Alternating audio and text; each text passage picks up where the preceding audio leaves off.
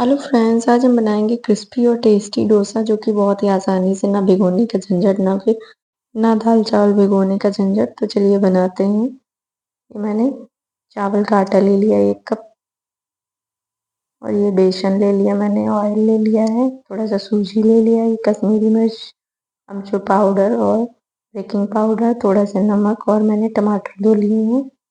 तो इस जार में चावल का आटा डाल देंगे। ये मोटा मोटा आटा है, इसलिए थोड़ा सा इसको पीस लेंगे टमाटर के साथ में। ये टमाटर डाल देंगे, मैंने बड़ा बड़ा कट करके रखा हुआ है। तो बहुत ही आसानी से क्रिस्पी बनाइए डोसे, जो कि बहुत ही आसानी से कम टाइम में बन जाते हैं। इंस्टेंट डोसा। इसमें बेसन थोड़ा डाल दिया मैंने, पानी डाल दिया है, इसको पीस लेंगे। तो पेस्ट बनाना है। तो बाउल ले लिया, इसमें ये पेस्ट डाल देंगे। देख सकते हैं जैसे पिस चुका है। ये आप इंस्टेंट डोसा बनाइए, बहुत आसानी से कम टाइम में बन जाता है। फटाफट जब खाने का मन हो तो आप इसे बना सकते हैं। इसमें बाकी बेसन जो थोड़ा सा बचा हुआ था वो डाल देंगे, और बाकी की चीज़ें, ये सूजी डाल देंगे इसमें। ये कश्मीरी मिर्च पाउडर डाल दिए, आप खड़ी मिर्च डाल सकते हैं कश्मीरी मिर्च वाली, और ये अमचूर पाउडर, थोड़ा सा पानी, इसको भी पीस लेंगे अच्छे से। देखिए ये थोड़ा गाढ़ा ही बैटर बनाया है इसका। ये भी इसे में मिक्स कर लेंगे। थोड़ा कलर आने के लिए मैंने कश्मीरी मिर्च डाली, आप खड़ी वाली भी डाल सकते हैं। मेरे पास खड़ी नहीं थी तो मैंने पाउडर डाला है इसमें। देखिए इसको अच्छे से मिक्स कर लेंगे। तो ये इंस्टेंट डोसा आप बनाइए बहुत ही आसानी से कम टाइम में। बच्चों को तो वैसे भी डोसा वगैरह बहुत पसंद होते हैं, तो आप ये रेसिपी एक बार ज़रूर ट्राई करिएगा। इसको अच्छे से मैंने मिक्स कर लिया है। देखिए इसकी कंसिस्टेंसी देख सकते हैं। अब इसमें डाल देंगे बेकिंग पाउडर, मैंने थोड़ा सा डाल दिया है। इसको मिक्स कर लेंगे थोड़ा सा। तो मैंने तो इसमें अमचूर पाउडर डाला है, अगर आपके पास दही हो तो आप दही भी डाल सकते हैं। तो इसको मिक्स करके मैंने रख दिया। अब थोड़ा सा बिल्कुल नमक डाल देंगे। तो मैंने इसको भी मिक्स कर लिया है। ये मैंने तवा ले लिया, इस पर पानी डालेंगे थोड़ा सा, इसको अच्छे से पोंछ लेंगे। इसको तवे को हमें ठंडा कर लेंगे अच्छे से। देखिए अच्छे से पोंछ लेंगे इसको। तो भी बैटर जो मैंने बनाया है ये इस तवे पे डालेंगे। मैंने चमचे से ले लिया है। देखिए दूसरी कटोरी से इसको फैला लेंगे। ये मैंने दूसरी कटोरी ले ली है, इसे फैलाएंगे धीरे धीरे करके आसानी से। ये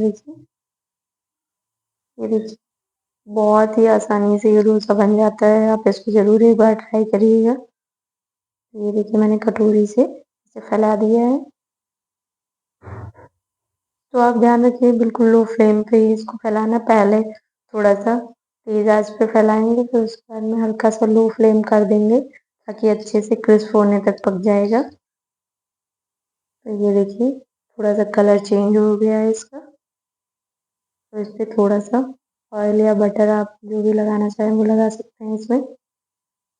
देखिए बिल्कुल लग रहा है होटल वाला डोसा तैयार हो गया है बिल्कुल। देखिए मैंने अच्छे से ऑयल लगा दिया है पूरे डोसे में। देखिए देख सकते हैं। बाद में बिल्कुल लो फ्लेम पे इसे पकाइए, ताकि क्रिस्पी हो जाएगा अच्छे से। तो ये आप एक बार टमाटर डोसा बनाइए, फैमिली मेम्बर में सबको बहुत पसंद आने वाला है। तो आप इसको जरूर एक बार ट्राई करिएगा मेरी तरीके से। तो ये देखिए ये अच्छे से एक साइड से पक चुका है। और इसमें मैंने ये आलू और मटर का मसाला जो बनाया था ये डाल देंगे। इसकी वीडियो मैंने नहीं बनाई है। आप अपने हिसाब से भी मसाला आलू का बना सकते हैं, पनीर का भी बना सकते हैं। तो ये इसमें मैंने डाल दिया है। एक साइड से ऐसे पलट देंगे। देखिए कितना क्रिस्पी बना है। इसको दूसरी साइड से भी पलट देंगे। ये देखिए लग रहा है ना बिल्कुल होटल मेरा डोसा। तो आप इसको ज़रूर एक बार ट्राई करिए और सबको खिलाइए। फैमिली मेम्बर में सबको भी बहुत पसंद आने वाला है। तो आप इसको ज़रूर एक बार बनाइएगा। ये देखिए ये हमारा डोसा रेडी हो चुका है। प्लेट ले लेंगे, मेरा डोसा, और ले लेंगे मैंने ये सांभर बनाया है, ये रख लेंगे। और ये ले लेंगे चटनी। देखिए, देख सकते हैं पूरी प्लेट कंप्लीट हो गई है। डोसा सांभर चटनी के साथ आप इसको एंजॉय कीजिए। आप मूंगफली की चटनी बना सकते हैं या फिर आप कोई भी चटनी वगैरह यूज़ कर सकते हैं। आप नहीं सांभर बना सकते तो आप चटनी के साथ भी खा सकते हैं, बहुत ही टेस्टी लगेगा क्योंकि मसाला डोसा ये बना है। ये देखिए सांभर भी मैंने लिया है, तो गर्मा गर्म इस सर्दियों में आराम से ये रेसिपी के लिए। और अगर आपको रेसिपी ये पसंद आई हो तो लाइक कमेंट शेयर करिएगा और मेरे चैनल को सब्सक्राइब करिएगा।